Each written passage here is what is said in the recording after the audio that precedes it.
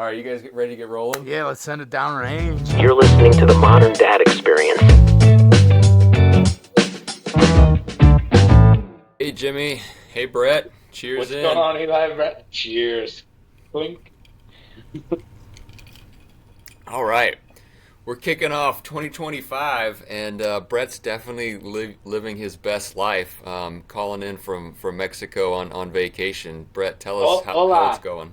Hola. Things are fantastic. Well, as you can see, this is actually Jimmy D here, Brett, and keeping with his mantra of doing things that are cheap and close and educational. He's on a luxury vacation in Mexico. So today, I'm going to be playing the Brett part as well. Hopefully, maybe we can cut some stuff in from the actual Brett. So hola from Mexico. We're having a great time here, having some cocktails and doing the thing. Yeah, Brett, you're doing 2025 right because between the snowstorm and the vacation, I think you've got all of 3 working days in 19 days of January. So congrats. Yes, thank you. Oh, looks like connection issue with Yeah, I think for Brett. Mexico we lost them. We lost them. We're gonna have to play. We're gonna have to play straight from here on out. What it is he can't take the razz. He can't take the heat from. Those are facts, and God bless Brett because honestly, like he does believe in those things, and it's part of the reason why I do the things that I do. Uh, he's good people, and everybody deserves to take a break. And, Yeah. if I Oh, could they're be in necessary. if I could be in Mexico right now, I'd trade places with him for sure. Yeah, that's the right time to go to Mexico mid January. Yeah, he was bringing up free and inexpensive experiences. You got one recent from the past week you want to share? I do, I do. We went, took the family out to the Missouri Museum of History, which is out in Forest Park. Not sure if you've been or haven't been, but it's a free resource here in St. Louis. It's on Lindell. Went out there for the Martin Luther King special. They were going over some things, and I hadn't been to this museum in ages, probably since I was a kid. It is remarkable. I don't know why we haven't accessed it yet. And the kids had an absolute ball, did some learning, and it cost almost nothing, That's which which is fantastic. We ate lunch beforehand, so I thought that was going to get us through. But it's a little bit, big. There's lots of stuff to look at. So we spent a good amount of time, a couple hours, 3 hours, so we had to get a snack. And then, on the way out, I think this is for later in the podcast, but they had to hit the gift shop. They yeah. had to hit the gift shop.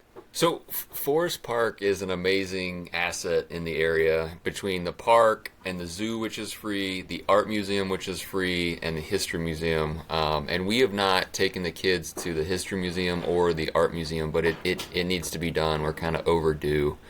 Um, yeah, we mostly stayed close to home, coming up with different games to play inside. But yeah, when you were sharing that, you triggered a memory of like you typically exit through the gift shop anywhere you go. So curious to your take, like do you do the kids typically ask for something? Do you give in? Do you say hard no? What's the vibe there?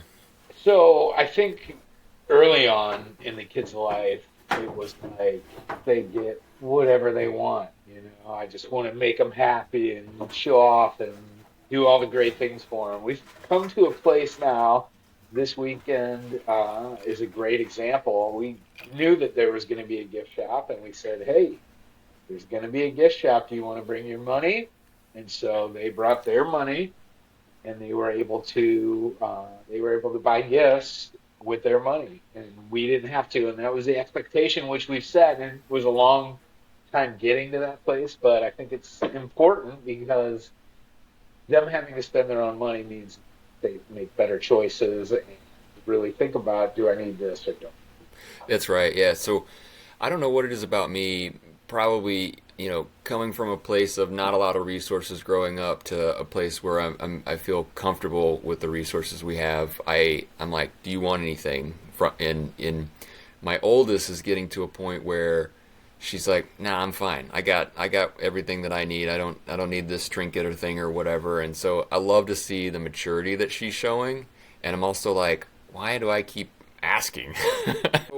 This past week, I met up with a guy who's a mentor in my life. He's about 10 years older than me, and we're kind of in a similar industry, but it was really vibrant to like be around him because we hadn't got together in 18 months, 24 months.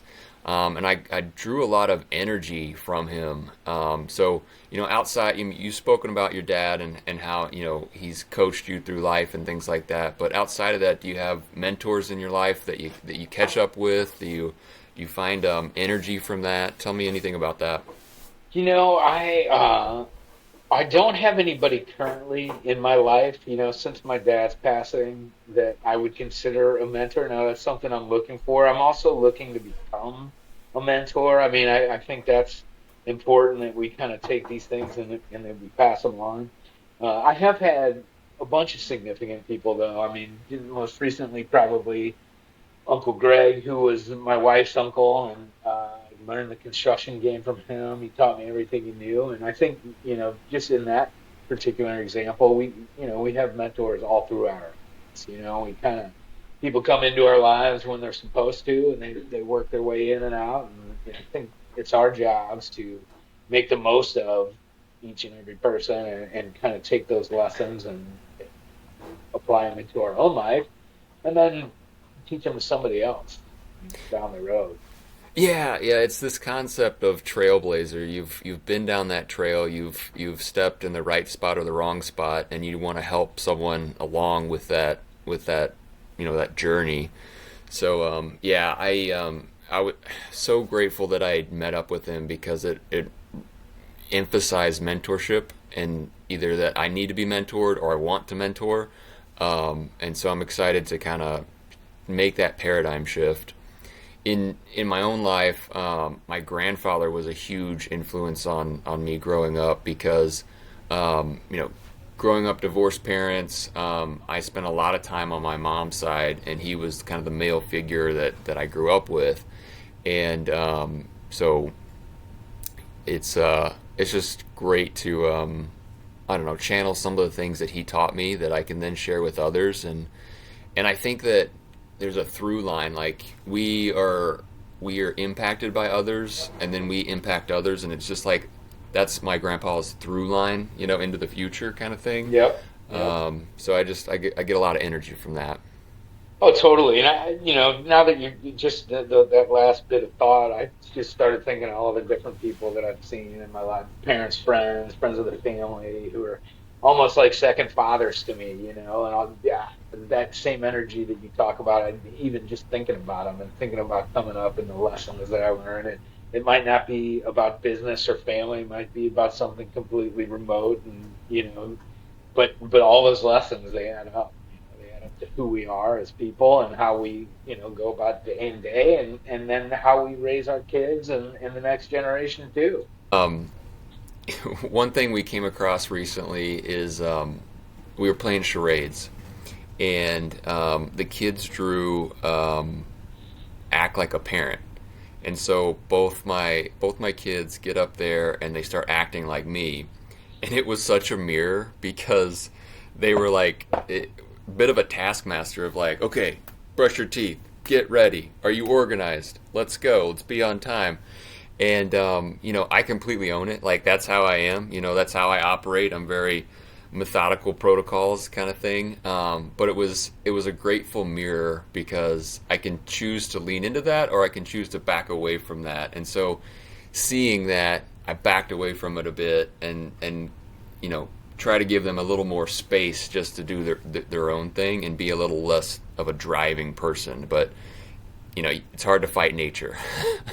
Totally, totally. And I think that you touched on that perspective, having a different perspective, how other people see you. We don't play much charades here at our house, but my daughters have been doing this thing where they'll just randomly say POV dad, like point of view dad cooking, or point of view dad doing this, and they'll like break out into something like how I act. And it's usually hilarious, but it's also just gives you perspective of this is how these little people look at me, which is sometimes great, sometimes okay, maybe I need to change that a little bit, if I'm freaking out about something small, but yep, not quite charades, but point of view dad, doing the laundry, folding, whatever, but they're always watching Yeah, all yeah, the time. they are. Um, yeah, so one of the things that encouraged me to do is just be a little bit more whimsical. So every once in a while, I'll turn into just a T Rex and just act like a T Rex and destroy the house and chase them around or something. But I'm glad that I had that reflective moment of that charades. Absolutely.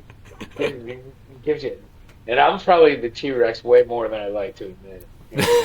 Maybe closer to like 75%. And if Brett's video is still working, I mean, he's up there too. Yeah, pretty high percentage. Yeah. Yeah, high percentage for Brett. So let's talk pets. So we have two pets in our house, two cats, and my wife grew up a cat lover, and couple years ago she said, I'm feeling like I wanna have a cat, and I'm like, okay, I'm along for the adventure. Let's do this together. Um, so she and Jane go and look at cats, and they come home with two cats. It was double what I was expecting.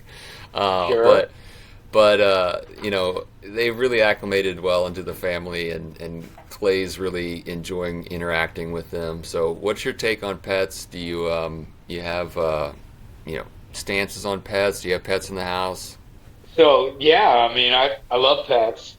Big fan of pets. I've had pets my whole life. I mean, let's just name a few. I've had dogs my whole life since I was a baby, since I was an infant. I've had a lizard. I've had fish. I've had a rabbit. I've had all sorts of pets. All sorts of pets. Currently, this is funny that you should bring this up. I'm not funny, but just recently we put our dog down on Christmas Eve, which is not an easy thing to do. I'm sure everybody's That's a been tough through it or time of wants the to do. year. Tough It's a time of the tough year. time of year too, for sure. However, as a parent, it's not the worst time of the year. I've come to find out because obviously Christmas Eve, the holidays, all the things, but you put the dog down and then Santa comes, so you kind of forget about putting the dog down. If you're a Yeah, kid, now you do remember about a week later and then kind of go through all the same emotions. But as far as the time, it was the right time for the puppy, Sassy. God bless you, Sassy. One of the best dogs ever, honestly. But it was time. She was 16 and a half years old. She just had like a seizure, and it was at the point where she was able to go with some of her dignity there at the end. And we were all there, but pets are great, but it's a huge commitment. The kids are already ready for me to get another puppy. Mom even said something about the puppy, and unfortunately, I know what that means. Like puppy, I'm not sleeping. It's a huge responsibility. Vacation, we need somebody to watch the puppy. Right now, we have a little bit of freedom without the pet. Now, I do also have fish. We have a fish tank, which our fish had babies. I don't know oh if that's wow. happened to you, but so I have like 15 baby fish that I'm gonna have to start a new aquarium just to house all the fish that we have. Oh no. Not over here trying to breed fish, but it happens. So, but pets are great, But it's a huge commitment, and it's like another part of the family. Yeah, they play a pivotal role in the family, and that loss is a real loss within the family. Although not human, that they're there every single day in the house, and it kind of feels empty. In Oh that. God, yeah. Especially the dogs, they snuggle up with you in bed and keep you warm. I mean, yeah, it's a huge part of the family. Yeah, yeah, no doubt, no doubt. I think we got to cheers Sassy on that one. Cheers, Sassy, clinkety, clinkety. Anything going on in current events around the world? Man, we let's see, football playoffs. Football playoffs, kind of a big deal. For a guy like me, I know that dads all across America thinking about, you got basketballs hitting the swing, you got college playoffs. We got the championship on Monday night, Notre Dame, Ohio State. The Chiefs won yesterday. You as a Chiefs fan, are you hearing any of this backlash on some kind of the ending of the game and Sure.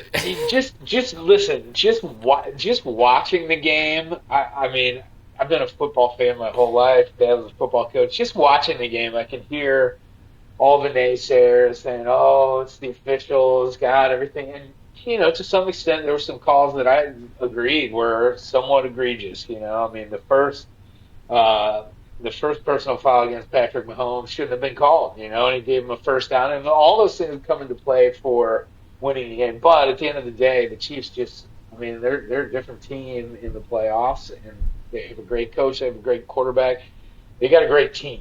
They all kind of are out there working for each other, and everybody can say all the different things they want to say, but like we still got to win. you think some of that backlash comes from them being so successful for so long? Is it starting? 100% it It's does. start. Yeah. And I think about the Patriots. I think about how much I hated the Patriots, right? And all these same things. Oh my God, they get every call. And now in retrospect, when I look back at those Tom Brady years, I'm like, gosh, Tom Brady was one of the best to ever do. And it wasn't because he was the most physically gifted human being. It was because he worked harder than anybody else. He wanted it more than, and he was a winner, right? And that's what I see with Patrick Mahomes too. He's a winner, man, and for the Chiefs specifically. And at the end of the day, everybody, is always going to want to root against that powerhouse, that team that's been on the top of the mountain forever. And I've been on that side of it too. But I recognize even more, seeing it on this side of it. That Want to wrap with the cheers? I think so, man. Short and sweet. Brett, I hope you're having a great time in Mexico. And honestly, when you get back, you have to do twice as much work. Yeah. That's it. Cheers. Cheers to you. Clink.